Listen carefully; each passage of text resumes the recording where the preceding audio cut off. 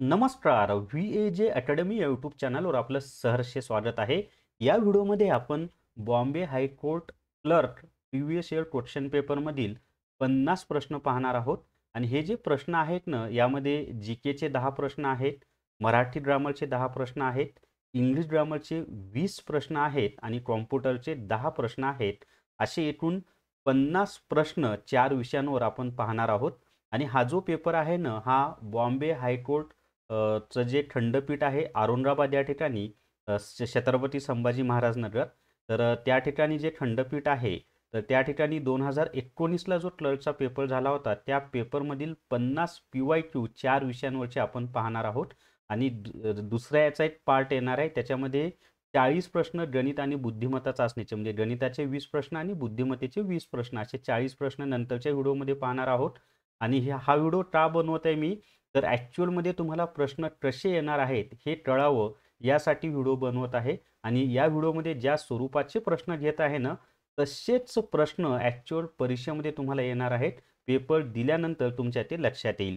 तर व्हिडिओ शेवटपर्यंत पहा. व्हिडिओ थोडासा मोठा होईल, कारण 50 प्रश्न 4 विषयांची एकत्र घेत आहे, परंतु थोडा फास्ट पण घेणार आहे. व्हिडिओ शेवटपर्यंत पहा. या व्हिडिओला सर्वांनी लाईक करा, शेअर करा आणि VAJ अकॅडमी हे जे आपलं यूट्यूब चॅनल आहे ते सबस्क्राईब करा. सुरुवातीला काही सेकंद माझी जाहिरात आणि लगेच आपण प्रश्न घ्यायला सुरुवात करूयात.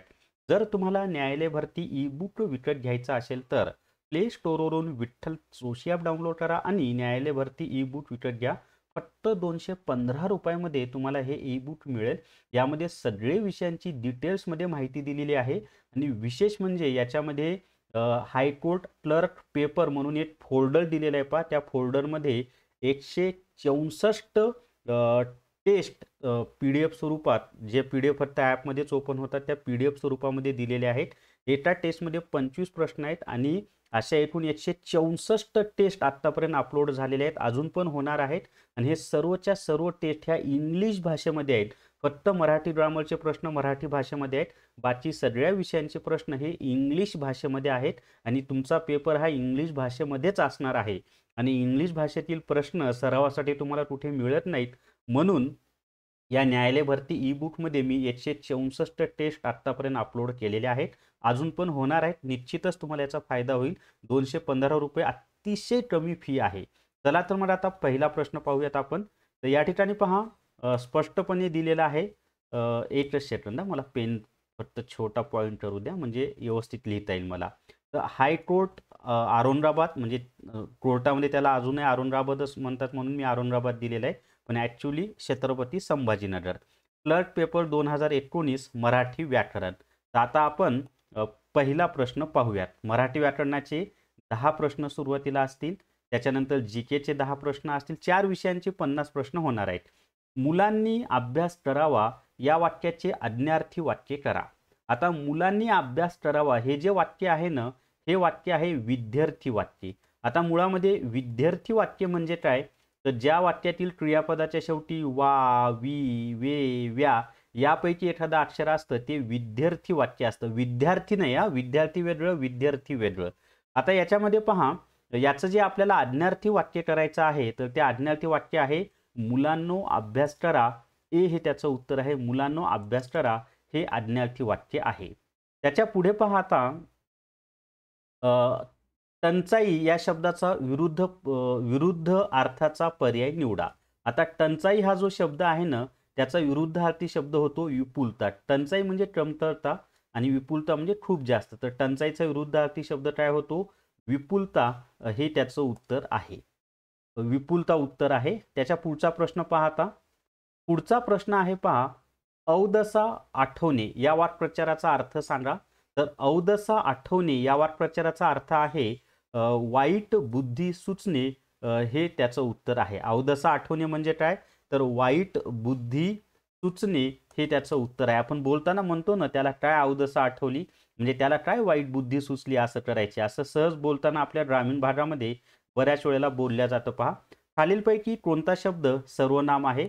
आता सर्वनाम म्हणजे काय, तर नामाऐवजी वापरल्या जाणाऱ्या विकारी शब्दालाच सर्वनाम असे म्हणतात. तर याच्यामध्ये आपण हा जो शब्द आहे ना, हे सर्वनाम आहे. आणि आपण हे जे आहे ना, हे पुरुषवाच्य सर्वनाम आहे. जे की प्रथम पुरुषवाचकमध्ये पण येतं आणि द्वितीय पुरुषवाचकमध्ये पण येतं, दोन्हीमध्ये पण येतं. नेमका वाक्यामध्ये त्याचा वापर कसा केलेला आहे त्यानुसार ते ठरवावं लागतं की आपण प्रथम पुरुष आहे का द्वितीय पुरुष आहे ते. जसं की आपण आता अभ्यास करूयात, हे झालं प्रथम पुरुषवाचक. आपण केव्हा आलात हे झालं द्वितीय पुरुषवाचक सर्वनाम. तर आपण हे जे आहे ना हे काय आहे, सर्वनाम आहे. शेवरे हे जे आहे ना हे भाववाचक नाम आहे. जनता हे सामान्य नामामध्ये येतं. माधुरी हे विशेष नाम आहे. ते सुद्धा माहिती असू द्या. खास करून शेवरे हा शब्द लक्षात ठेवा.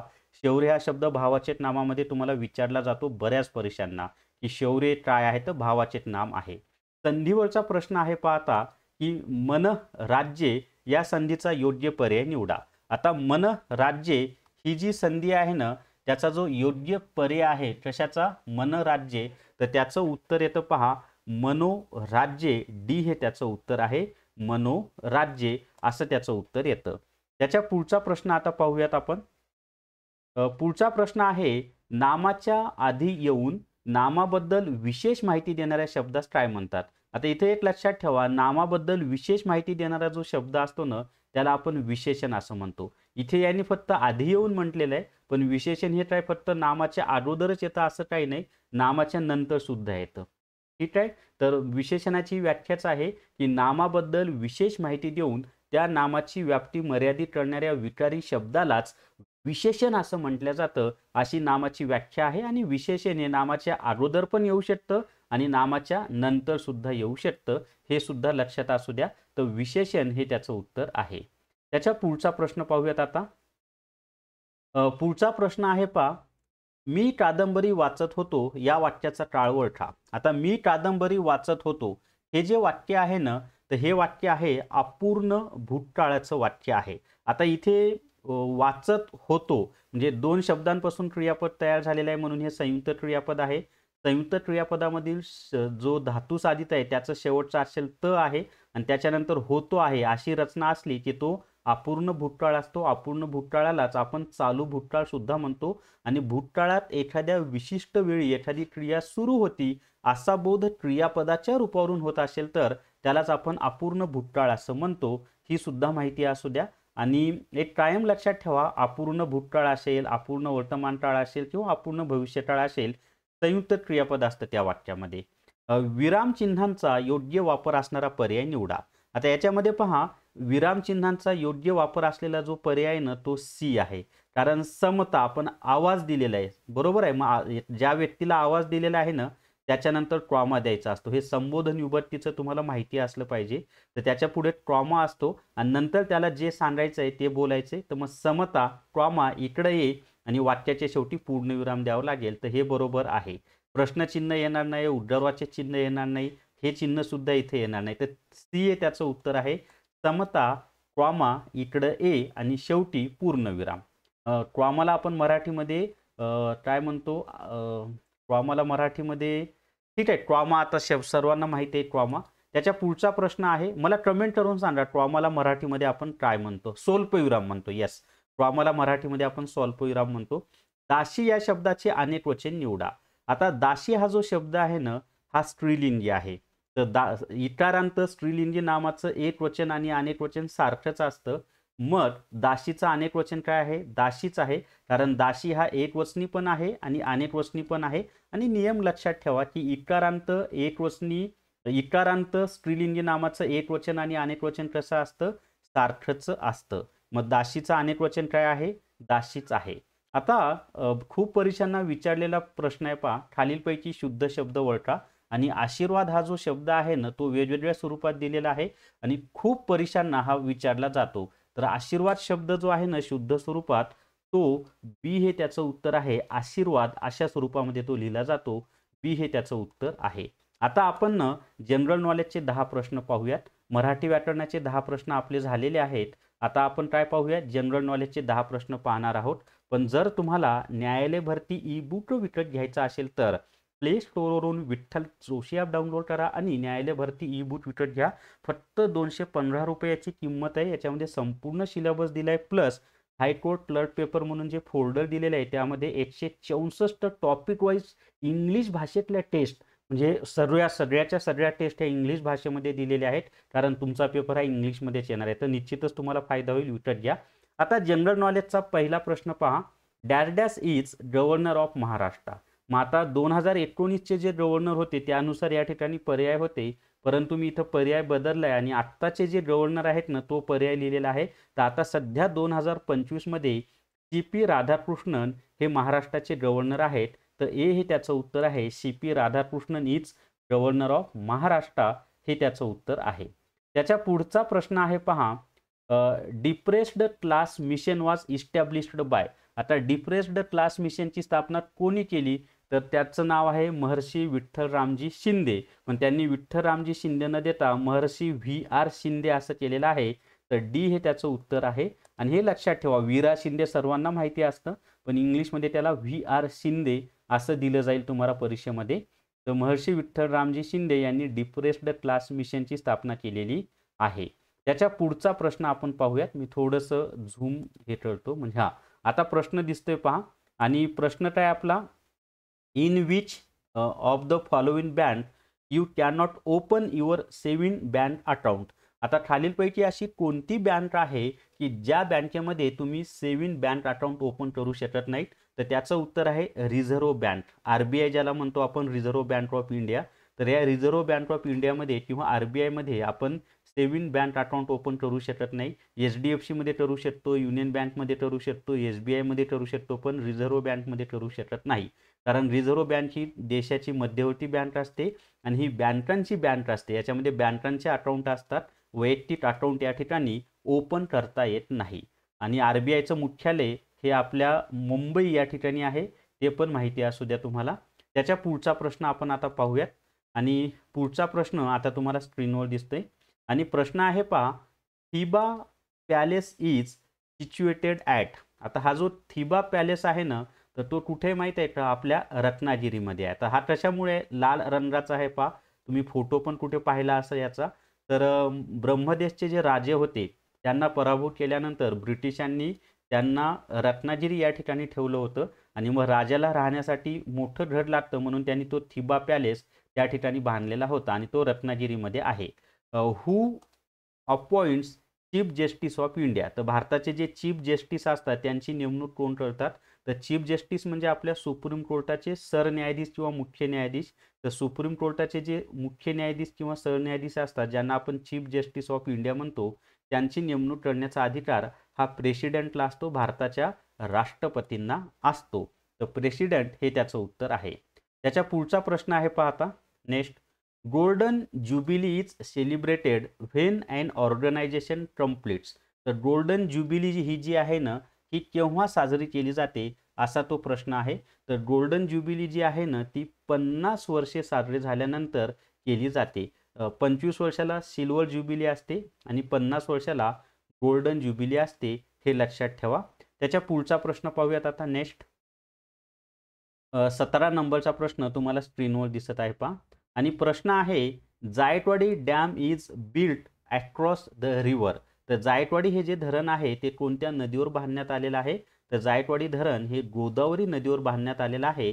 छत्रपती संभाजीनगर जिल्ह्यामध्ये पैठण नावाचा तालुका आहे, त्या पैठण या ठिकाणी हे जायकवाडी धरण आहे.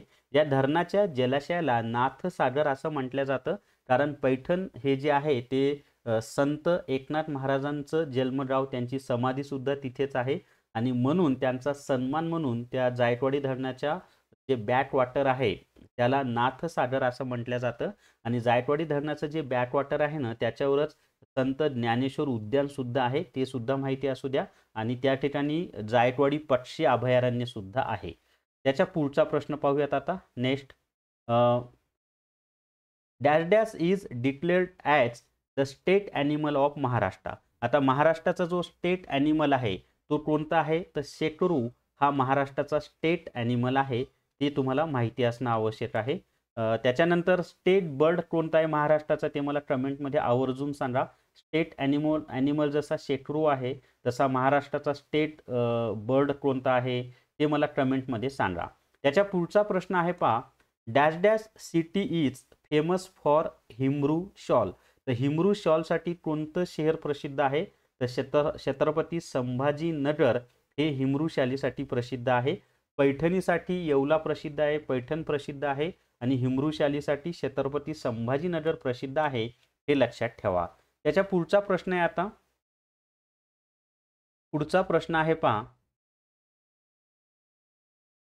In India states are form on the basis of, म्हणजे भारतामध्ये राज्यांची जी स्थापना आहे ती कशाच्या आधारे करण्यात आलेली आहे. तर भारतामध्ये जी राज्यांची रचना आहे ना ती लँग्वेज म्हणजे भाषेच्या आधारे करण्यात आलेली आहे.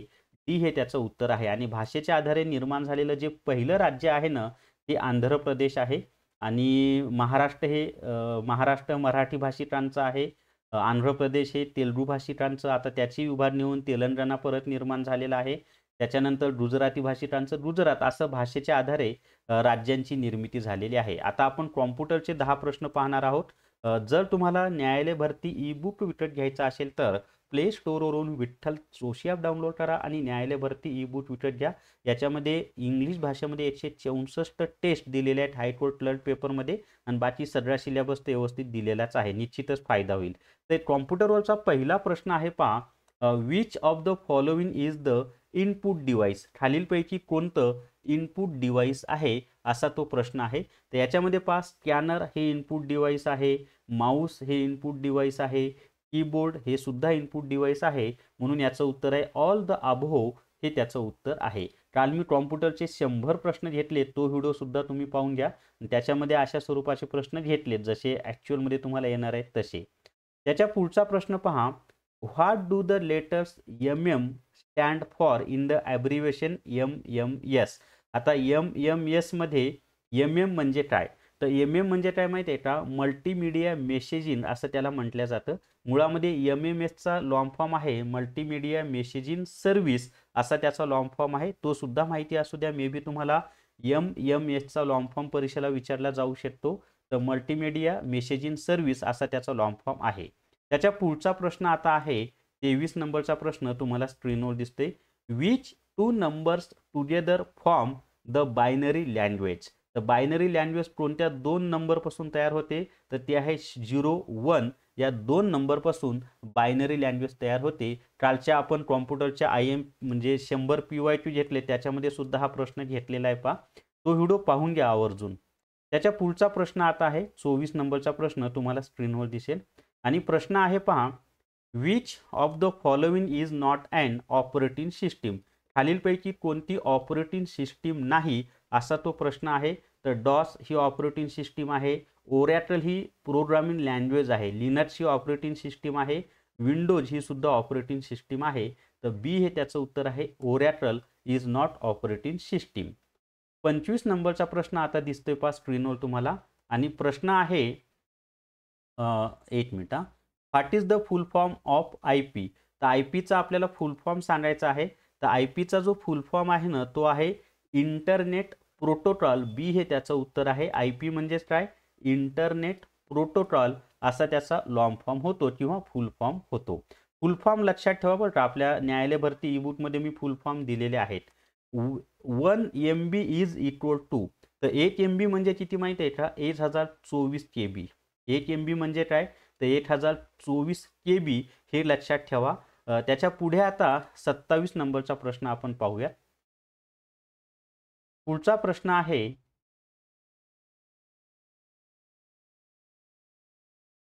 BCD stands for. आता BCDचा लॉंग फॉर्म काय होतो माहिती आहे का, हे टाइम खूप महत्त्वाचं आहे. तर BCDचा जो लॉंग फॉर्म आहे ना तो आहे बायनरी कोडेड डेसिमल असा त्याचा लॉंग फॉर्म आहे. तर मी तुम्हाला आधीच सांगितलं की लॉंग फॉर्म लक्षात ठेवा. तर BCD म्हणजे बायनरी कोडेड डेसिमल असा त्याचा लॉंग फॉर्म आहे. आता 28 नंबरचा प्रश्न आपण पाहणार आहोत. आणि प्रश्न आहे पहा. Which memory is commonly called as temporary और होलॅटाईल मेमरी. म्हणजे खालीलपैकी कोणती मेमरी आहे जिला आपण टेम्पररी किंवा होलॅटाईल मेमरी असं म्हणतो. तर त्याचं उत्तर आहे रॅम. रॅम ही जी मेमरी आहे ना ती टेम्पररी और होलॅटाईल मेमरी म्हणून ओळखली जाते. रॅम म्हणजेच रँडम ॲक्सेस मेमरी असा त्याचा लॉंग फॉर्म आहे. आणि रोम ही म्हणजे काय, रीड ओनली मेमरी, हे सुद्धा लक्षात असू द्या. Select the smallest memory size. सर्वात छोटी जी मेमरी साईज आहे ती कोणती आहे. तर याच्यामध्ये दिलेल्या पर्यायामध्ये ना किलोबाईट ही सर्वात स्मॉलेस्ट आहे. एक लक्षात ठेवा, सर्वात स्मॉलेस्ट केबी म्हणजेच काय किलोबाईट, त्याच्यापेक्षा मोठी असते एमबी म्हणजे काय मेगाबाईट, त्याच्यापेक्षा मोठी असते जीबी म्हणजे काय गिगाबाईट, आणि त्याच्यापेक्षा मोठी असते टीबी म्हणजे काय तर टेट्राबाईट. टीबी म्हणजे एखाद्याला टीबी होते तो आजार नाही हा, तर हे मेमरीमध्ये टीबी म्हणजे टेट्राबाईट. तर हे लक्षात ठेवा, सर्वात छोटी केबी, त्याच्यापेक्षा मोठी एमबी, त्याच्यापेक्षा मोठी जीबी, त्याच्यापेक्षा मोठी टीबी. तर हा सिक्वेन्स तुम्ही लक्षात ठेवा. 30 नंबरचा प्रश्न आता स्क्रीनवर दिसेल तुम्हाला, आणि प्रश्न आहे पहा, the name for the way that computers manipulate data into information is called. तर या ठिकाणी पहा, the name for the way that computers manipulate data into information, म्हणजे कॉम्प्युटरमध्ये जो काही डेटा दिलेला आहे तो इन्फॉर्मेशनमध्ये रूपांतरित करण्याचं जे कॉम्प्युटर काम करतं त्याला काय म्हणतात, तर त्याला आपण डेटा प्रोसेसिंग असं म्हणतो. डेटा प्रोसेसिंग हे त्याचं उत्तर आहे. आता याच्यानंतर ना आपल्याला इंग्लिश ग्रामरचे 20 प्रश्न पाहायचे आहेत. पहा इंग्लिश ग्रामरचे प्रश्न कसे येतात हे तुम्हाला आता कळेल. इंग्लिश ग्रामरचे प्रश्न आपण आता पाहूयात. एक काही सेकंद फक्त माझी जाहिरात आणि लगेच इंग्लिश ग्रामरचे 20 प्रश्न आपण पाहणार आहोत. जर तुम्हाला न्यायालय भरती ई बुक विकत घ्यायचा असेल तर प्ले स्टोअरवरून विठ्ठल जोशी ॲप डाउनलोड करा आणि न्यायालय भरती ई बुक विकत घ्या. फक्त आणि फक्त 215 रुपयामध्ये तुम्हाला हे ई बुक मिळणार आहे. याच्यामध्ये खूप छान व्यवस्थित माहिती दिली सगळ्या सिलेबसची, प्लस हायकोर्ट क्लर्क पेपर म्हणून एक फोल्डर दिले, त्यामध्ये 164 टॉपिक वाईज टेस्ट आत्तापर्यंत अपलोड झाल्या. त्या सगळ्या टेस्ट इंग्लिश भाषेमध्ये आहेत आणि अजूनही अपलोड होणार आहेत. एका टेस्टमध्ये 25 प्रश्न आहेत. चला इंग्लिश ग्रामरचा पहिला प्रश्न पाहूयात आपण. Find the correctly spelled word, म्हणजे योग्य स्पेलिंग लिहिलेला जो शब्द आहे ना तो आपल्याला या ठिकाणी सांगायचा आहे. मग आता दिलेल्या याच्यामध्ये योग्य स्पेलिंग असलेला शब्द कोणता आहे माहिती आहे का? गॅजेट हा शब्द आपल्याला दिलेला आहे, तर त्याची योग्य स्पेलिंग असलेला जो शब्द आहे ना तो आहे पा सी. गॅजेट हे त्याचं उत्तर आहे. CAZETTE गॅजेट असं त्याचं उत्तर आहे. आता आपण त्याच्या पुढे 52 नंबरचा प्रश्न पाहणार आहोत आणि प्रश्न तुम्हाला स्क्रीनवर दिसते पहा. पर इथं 52 दिले कारण मी गणिताचे मधले जे 20 प्रश्न आहेत ते सोडून दिलेले. ॲक्च्युली 32 नंबरचा प्रश्न आपला, change the following sentence in passive voice. आता कमी वेळेमध्ये प्रश्न कसा सोडवायचा माहिती आहे का?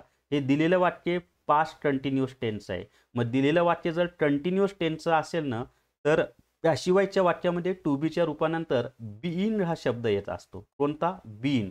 मग आता दिलेल्या पर्यायामध्ये ज्या पर्यायामध्ये बीइंग हा शब्द आहे त्यांचाच आपल्याला विचार करायचा आहे. याच्यामध्ये बीइंग हा शब्द नाही म्हणून हे उत्तर नाही, इथं बीइंग शब्द नाही म्हणून हे उत्तर नाही, इथे बीइंग शब्द आहे याचं हे उत्तर असू शकतं. याच्यामध्ये बीइंग शब्द नाही म्हणून हे पण नाही. मग राहिलं काय उत्तर? सी हे आपलं उत्तर आहे. बाकी काही पाहायची गरज आहे का? आपल्या सुदैवानं पर्याय असे आहेत की एकाच पर्यायामध्ये बीइंग हा शब्द आहे. मुळामध्ये नियम असा आहे की क्रियापदानंतर आलेलं जे ऑब्जेक्ट आहे त्यांनी पॅसिव्ह व्हॉइसच्या वाक्याची सुरुवात करा. मग द टी, त्याच्यानंतर टू बीचं रूप वाजच येणार आहे. त्यानंतर हे पास्ट कंटिन्युअस टेन्सचं वाक्य असल्यामुळं बीइंग, त्यानंतर ड्रीनचं तिसरं रूप येतं ड्रंक, नंतर बाय, आणि आईचं काय होतं? मी होतं. तर सी हे त्याचं उत्तर येणार आहे. पण कमी वेळात कसं सोडवायचं त्याचा शॉर्टकट सुद्धा मी तुम्हाला सुरुवातीला सांगितलेला आहे. परीक्षेमध्ये वेळ वाचायला मदत होते आपल्याला. What is the noun form of the verb describe. तर डिस्क्राईब हा जो शब्द आहे ना त्याचं नाऊन फॉर्म काय आहे ते आपल्याला सांगायचं आहे. तर डिस्क्राईबचं जे नाऊन फॉर्म आहे ना तो आहे डिस्क्रिप्शन, हे त्याचं उत्तर आहे. सी हे त्याचं उत्तर आहे. डिस्क्रिप्शन हे त्याचं उत्तर आहे. त्याच्यानंतर पुढचा प्रश्न पहा आता नेक्स्ट, थोडंसं छोटं करतो. ओके, पुढचा प्रश्न आहे choose the correct meaning of the phrase. म्हणजे आपल्याला एक फ्रेज दिलेली आहे पहा आणि त्याचा योग्य अर्थ सांगायचा आहे. आणि फ्रेज दिलेली आहे, do not trust a man who blows his own trumpet. म्हणजे जो स्वतःचीच तुतारी वाजवतो त्यावर कधी विश्वास ठेवू नका. हू ब्लोज हिज ओन ट्रम्पेट नावाची एक फ्रेज आहे. त्याचा मराठीमध्ये अर्थ होतो स्वतः तुतारी वाजवणारा.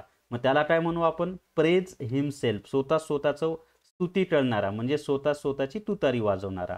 तर सी हे त्याचं उत्तर आहे. Praise himself. अशा माणसावर कधीही विश्वास ठेवायचा नाही. ठीक आहे. चला त्याच्या पुढचा प्रश्न पाहूयात आता नेक्स्ट. तर पुढचा प्रश्न आहे पहा, आयडेंटिफाय द सेंटेन्स स्ट्रक्चर. तर आता या ठिकाणी after prince चार्मिन put the glass slipper on her foot, Cinderella went to the palace and live happily ever after. तर हे जे वाक्य आहे ना, आता हे जे पहिलं वाक्य आहे, after prince चार्मिन put the glass slipper on her foot, हे कंपाऊंड सेंटेन्स आहे. आणि Cinderella went to the palace and live happily ever हे कॉम्प्लेक्स सेंटेन्स आहे. तर डी हे त्याचं उत्तर येईल. त्याच्या पुढचा प्रश्न पाहूयात आता नेक्स्ट.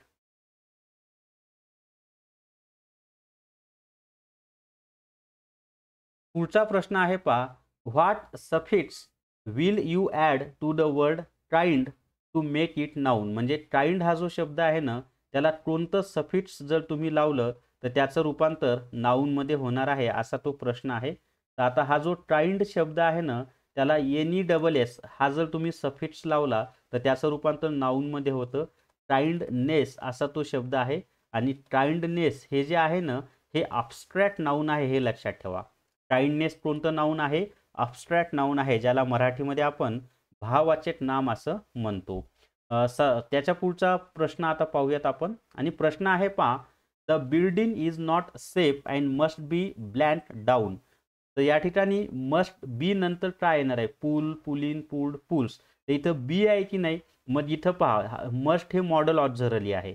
मॉडल ऑक्झिलरी नंतर जर बी हा शब्द असेल तर त्यानंतर नेहमी क्रियापदाचं तिसरं रूप लिहायचं असतं, म्हणून या ठिकाणी पूल्ड हा शब्द येणार आहे. पण इथं जर बी हा शब्द नसता, नुसतं मस्ट असतं आणि मस्टच्या नंतर जर ब्लँक दिलं असतं तर मग तिथं पूल हा शब्द आला असता. त्याचा नियम काय? तर मॉडल ऑक्झिलरी नंतर नेहमी क्रियापदाचं पहिलं रूप लिहायचं असतं, पण मॉडल ऑक्झिलरी नंतर जर बी असेल तर त्यानंतर मात्र नेहमी क्रियापदाचं तिसरं रूप लिहायचं असतं. हे दोन्ही नियम तुम्ही लक्षात ठेवा. तुम्हाला खूप परीक्षांना याचा फायदा होईल. म्हणजे बॉम्बे हायकोर्ट क्लर्क पेपरला तर होणारच आहे फायदा, पण इतर परीक्षांना सुद्धा त्याचा तुम्हाला फायदा होणार आहे. Choose the antonym of the word abundance. आता अबंडन्स हा जो शब्द आहे ना, त्याचा आपल्याला काय अँटोनिम म्हणजे विरुद्धार्थी शब्द निवडायचा आहे. तर अबंडन्स म्हणजे खूप, पुष्कळ. त्याचा विरुद्धार्थी शब्द होतो स्केअरसिटी किंवा स्टारसिटी. हे त्याचं उत्तर आहे. हे त्याचं उत्तर आहे. त्याच्या पुढचा प्रश्न आता पाहूयात आपण. आणि प्रश्न आहे पहा, the word that joins words, phrases and clauses is called. म्हणजे शब्द, फ्रेजेस आणि क्लॉजेस यांना जोडणारा जो शब्द असतो त्याला काय म्हणतात? तर त्याला कंजक्शन असं म्हणतात. हे त्याचं उत्तर आहे. कंजक्शनची ती व्याख्याच आहे, डेफिनेशनच तुम्हाला परीक्षेमध्ये विचारलेली आहे. त्याच्या पुढचा प्रश्न आहे पाहता, a screwdriver is a tool with blank you tighten screw. आता इथं जे ना, रिकाम्या जागी आपल्याला एक प्रोनाऊन वापरायचं. कोणतं? Relative pronoun. आता रिलेटिव्ह प्रोनाऊन विच का वापरलं तेही मी तुम्हाला सांगतो. हा जो स्क्रूड्रायव्हर आहे हा नॉन लिव्हिंग थिंग म्हणजे निर्जीव वस्तू आहे. मग ज्या काही निर्जीव वस्तू असतात ना, त्यांच्यासाठी रिलेटिव्ह प्रोनाऊन कोणतं वापरलं जातं? विच वापरलं जातं. ज्या सजीव वस्तू असतात त्यांच्यासाठी हू हे रिलेटिव्ह प्रोनाऊन वापरतात. हे विच जे आलेलं आहे ते स्क्रूड्रायव्हरसाठी आलेलं आहे, म्हणून या ठिकाणी विच हे रिलेटिव्ह प्रोनाऊन वापरलेलं आहे. चला त्याच्या पुढचा प्रश्न पाहूयात आता नेक्स्ट. पुढचा प्रश्न आहे पहा, choose the correct meaning of to beat the air. To beat the एअरचा योग्य अर्थ सांगा. तर टू बीट द एअर म्हणजे काय माहिती आहे का? To make useless effort. आता म्हणजे अनावश्यक असे प्रयत्न करणे. आता एखाद्या हवेला पराभूत करणे हे शक्य आहे का? नाही. म्हणून टू मेक युजलेस एफर्ट म्हणजे टू मेक युजलेस एफर्ट्स असं म्हटलं जातं. त्याच्या पुढचा प्रश्न आहे पहा, स्लेव्हरी स्टिल्स एक्झिस्ट रिकामी जागा सर्टन ट्राईब्स. आता स्लेव्हरी म्हणजे गुलामगिरी. तर स्लेव्हरी स्टिल एक्झिस्ट रिकामी जागा सर्टन ट्राईब्स. ऑप्शन दिलेत बिटवीन, अमंग, विदिन आणि इन. तर या ठिकाणी जे येणार आहे ना ते इन येणार आहे. Slavery still exist in certain tribes असं ते उत्तर येणार आहे. त्याच्या पुढचा प्रश्न आहे आता, select the plural of word woman. आता वुमन या शब्दाचं अनेक वचन काय होतं? तर आपण मॅनचं काय करतो पहा, मॅन हा शब्द असेल, मॅन, MAN, मॅन. तर मॅनचं काय करतो आपण? मेन करतो की नाही? मग या ठिकाणी वुमन आहे, फक्त या एचं काय करायचं? ई करायचंय, म्हणजे वुमेन. सी हे त्याचं उत्तर आहे. लक्षात ठेवायला सोपं आहे. तर वुमेन असा तो शब्द होणार आहे.